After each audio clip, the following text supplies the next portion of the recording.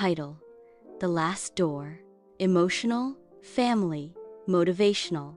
In a quiet care home on the outskirts of London, 83-year-old Edward Martin sat silently by his window.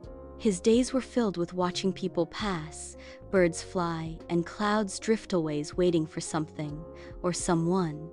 Above his bed hung a fading photo: Edward, his wife Margaret, and their two sons, James and William. Once, his life was filled with love, laughter, and the scent of sawdust from his carpentry. But after Margaret passed, and the boys moved away, James to New York, William to Manchester, the visits stopped. One day, William gently said, "Dad, you need care we can't provide."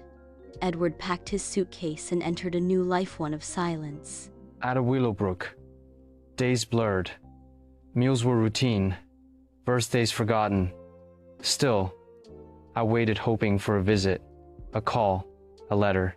James loved April, he would tell the nurse, but April came and went. Then, one Wednesday, a young volunteer named Emily arrived with her curious 7-year-old son, Lucas.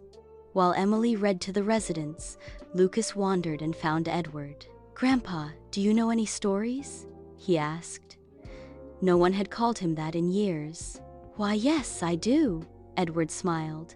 "Would you like to hear about a pirate who built his own ship?" From that day, Edward's voice returned, rich with stories of adventure and wonder. He carved Lucas a small wooden boat, simple but treasured. "You're the best grandpa ever," Lucas whispered. My heart, once hollow, felt full again. As winter approached, my health declined.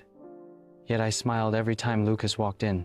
Then, one morning, I was found peacefully in bed, eyes closed. Boat in hand, on his nightstand lay a note. "Thank you, Lucas. You reminded me that love doesn't end when people leave. Sometimes, it just walks back in wearing a smaller pair of shoes." Lucas returned that day with a book, found the empty chair, and whispered, "Can we still come back? Maybe someone else needs a grandpa too." Emily nodded through tears. "Yes, baby. We'll keep the stories going." Message: there are many Edwards in the world, forgotten but holding on. Sometimes love returns not through family, but through the kindness of a stranger. Because love doesn't die. It just waits behind the last door.